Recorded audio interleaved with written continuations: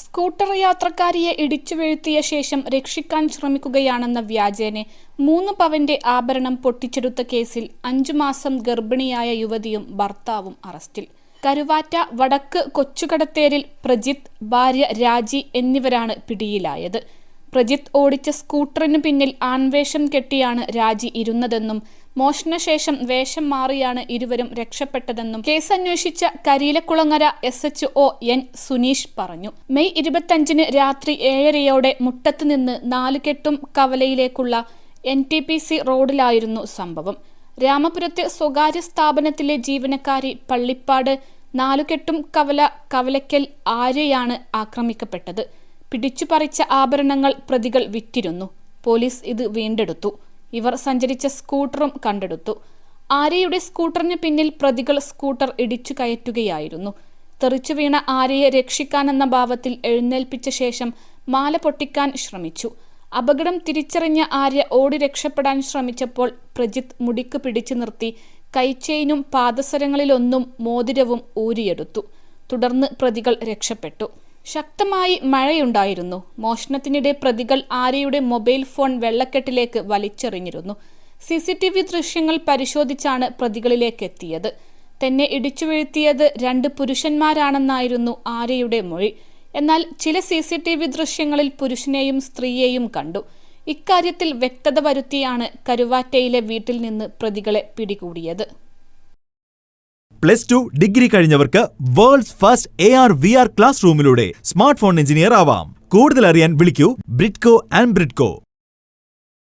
മോഷണശേഷം കായംകുളം ഭാഗത്തേക്കാണ് പ്രതികൾ പോയത്. ഇതിനിടയിൽ പ്രജിത്ത് ഉടുപ്പ് മാറി. കായംകുളത്തെത്തിയ ശേഷമാണ് രാജി ധരിച്ചിരുന്ന ഉടുപ്പും പാൻസും മാറിയത്. ഡാണാപ്പടിയിലെ ഒരു കടയിൽ ആഭരണങ്ങൾ വിറ്റ ശേഷം തമിഴ്നാട്ടിലെ വിവിധ സ്ഥലങ്ങളിൽ കറങ്ങിയ പ്രതികൾ കഴിഞ്ഞ ദിവസമാണ് നാട്ടിലെത്തിയത്. ദൃക്സാക്ഷികളില്ലാത്ത കേസിൽ യുവതി പ്രതികളെപ്പറ്റി നൽകിയ സൂചനകളും അവ്യക്തമായ CCTV ദൃശ്യങ്ങളും മാത്രമായിരുന്നു പിടിവള്ളി. സ്കൂട്ടറിലെത്തിയ 2 പുരുഷന്മാരാണ് തന്നെ ഇടിച്ചു വീഴ്ത്തി ആഭരണങ്ങൾ പൊട്ടിച്ചെടുത്തതെന്നായിരുന്നു ആര്യ മൊഴി നൽകിയത്. സംഭവം നടന്നത് പാടശേഖരത്തിന്റെ മധ്യത്തിലൂടെയുള്ള വിജനമായ വഴിയിലായിരുന്നു.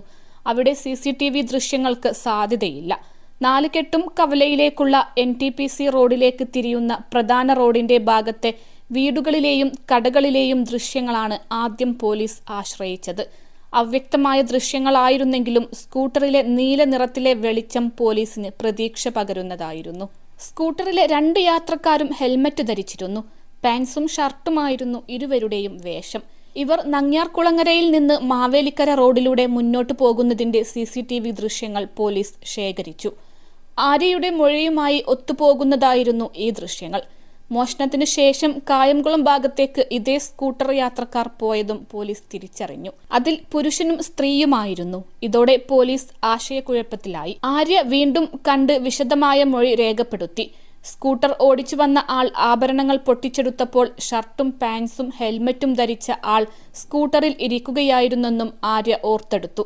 ഇതോടെ യുവതി ആണായി വേഷമിട്ട് മോഷണത്തിനെത്താനുള്ള സാധ്യതയിലേക്ക് അന്വേഷണം വഴിമാറി. സ്കൂട്ടർ ഉടമയെ തേടി പോലീസ് കരുവാറ്റയിലെത്തിയപ്പോൾ ഗർഭിണിയായ യുവതിയെപ്പറ്റിയാണ് അറിയുന്നത്. ഇവരുടെ ഭർത്താവ് മോഷണത്തിനും മയക്കുമരുന്ന് വിൽപ്പനയ്ക്കും നേരത്തെ അറസ്റ്റിലായിട്ടുള്ള ആളാണെന്നും മനസ്സിലായി. ഇതോടെ പോലീസ് സംഘം വീട് വളഞ്ഞു. പ്രതി കരുവാറ്റ വടക്ക് കൊച്ചുകടത്തേരിൽ പ്രജിത്തും ഭാര്യ രാജിയും സ്ഥലത്തില്ലായിരുന്നു. ഇരുവരും മടങ്ങിയെത്തിയപ്പോൾ കസ്റ്റഡിയിലെടുത്തു. ആര്യയുടെ കൊലുസും കൈച്ചെയിനും മോതിരവും ഉൾപ്പെടെ 3 പവന്റെ ആഭരണങ്ങൾ തട്ടിയെടുക്കാനാണ് പ്രതികൾ ശ്രമിച്ചത്. പോലീസ് നടത്തിയ തിരച്ചിലിൽ കൊലുസുകളിലൊന്നും കൈച്ചെയിനിന്റെ ഭാഗവും ഉൾപ്പെടെ 1.25 പവന്റെ ആഭരണങ്ങൾ സംഭവസ്ഥലത്ത് നിന്ന് കണ്ടെടുത്തിരുന്നു. 1.25 പവൻ മാത്രമാണ് പ്രതികൾക്ക് തട്ടിയെടുക്കാനായത്. ഈ സ്വർണം പ്രതികളുമായി നടത്തിയ തെളിവെടുപ്പിലൂടെ പോലീസ് വീണ്ടെടുത്തു. സംഭവ സമയത്ത് പ്രതി പ്രജിത്ത് ധരിച്ചിരുന്നതും പിന്നീട് വഴിയിൽ ഉപേക്ഷിച്ചതുമായ ഷർട്ട് പോലീസ് കണ്ടെടുത്തു. രാജി ധരിച്ചിരുന്ന ഷർട്ടും പാൻസും ഇവരുടെ വീട്ടിൽ നടത്തിയ തിരച്ചിലിൽ കിട്ടിയിട്ടുണ്ട്.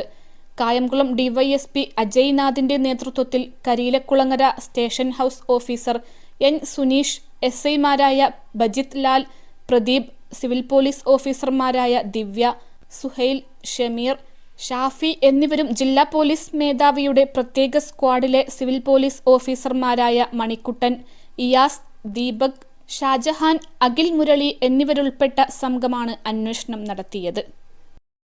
അൽസലാമ ഐ ഹോസ്പിറ്റൽ 21 ലക്ഷത്തോളം സന്തുഷ്ടരായ ഉപഭോക്താക്കളും 2 ലക്ഷത്തോളം തിമിര ശസ്ത്രക്രിയകളും പൂർത്തിയാക്കിയ മലബാറിലെ ഏക കണ്ണാശുപത്രി. ലോകോത്തര നിലവാരമുള്ള ചികിത്സാ സംവിധാനങ്ങൾ, എല്ലാ നേത്രരോഗ ചികിത്സാ സൗകര്യങ്ങളും വിദഗ്ധരായ ഡോക്ടർമാരുടെ മേൽനോട്ടത്തിൽ.